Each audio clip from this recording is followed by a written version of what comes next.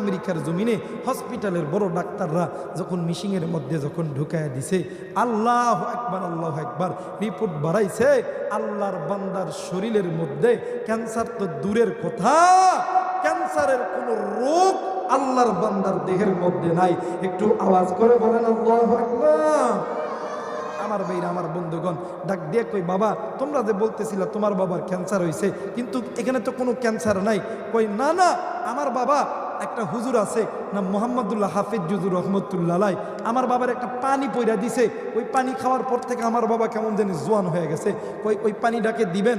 এখন ওই বুড়ার কাছে পানি নিতে গেছে। কি নিতে গেছে?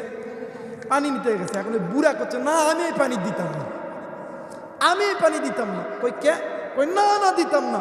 কই আগে কোন আমাকে অপারেশন করা লাগবে কিনা, যদি অপারেশন করা লাগে তাহলে এই পানি দিতাম না, আর যদি না লাগে তাহলে এই পানি দিতাম।